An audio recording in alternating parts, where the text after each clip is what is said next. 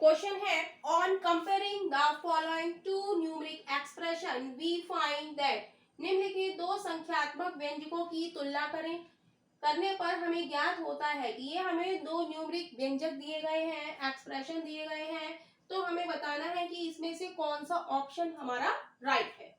Right, तो सबसे पहले इन दोनों जो एक्सप्रेशंस हैं इनको हम सॉल्व करते हैं।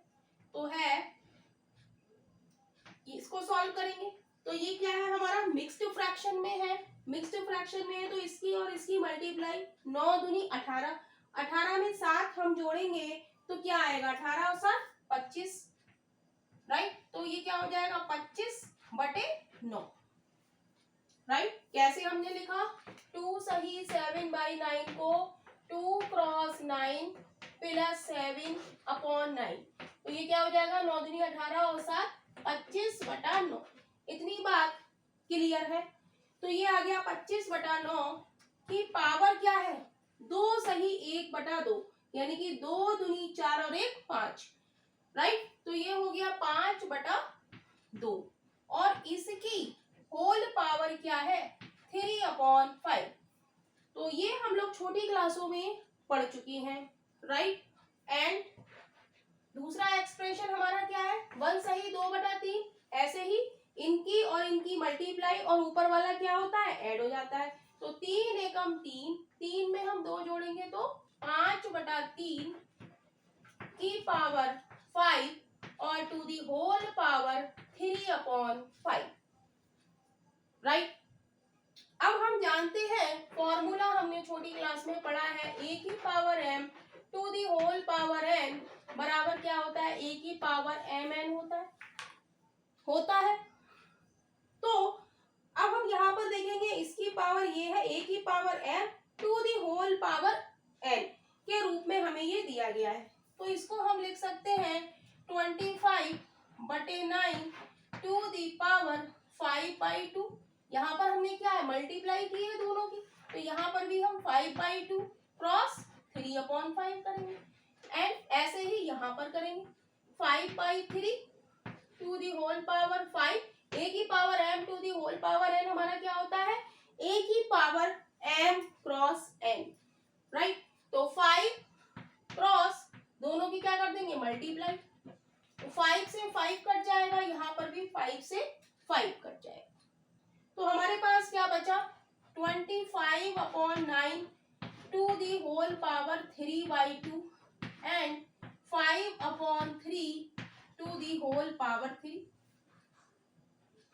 राइट, अब यहाँ पर 5/3 बेस है और 25/9 है, यहाँ 5/3 बेस है, तो बेस हम दोनों के सेम करेंगे, बेस हम सेम करेंगे।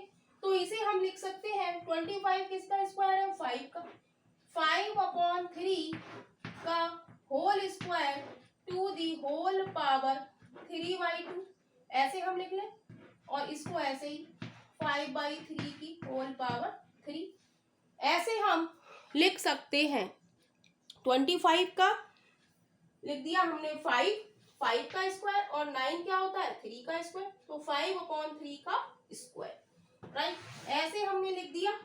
अब यहाँ पर भी हम फॉर्मूला लगाएंगे a की power m to the whole power n, क्या होता है a की पावर mn, तो 5/3 टू दी होल पावर हमारी क्या हो जाएगी 2 क्रॉस 3/2, a की power m to the power n क्या होता है a की पावर m क्रॉस n, यानी कि 5/3 की पावर 2 क्रॉस 3/2।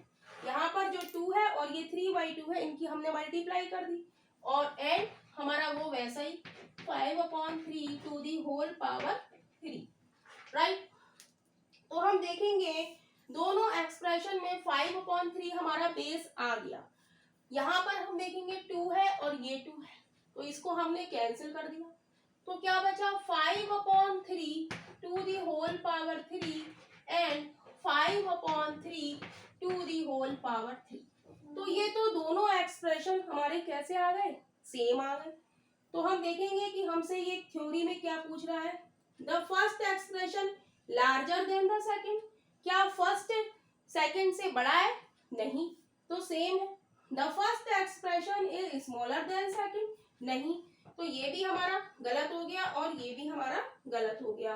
कह रहा है the given two expressions can not be compared, compare नहीं कर सकते, हमें साफ साफ दिख रहा है कि ये दोनों कैसे है, इक्वल है, तो ये भी हमारा नहीं है। नेक्स्ट है both the expression are equal, तो बोथ द एक्सप्रेशन हमारे कैसे हैं, इक्वल है, यानी कि ऑप्शन हमारा डी इज राइट ऑप्शन हो जाएगा।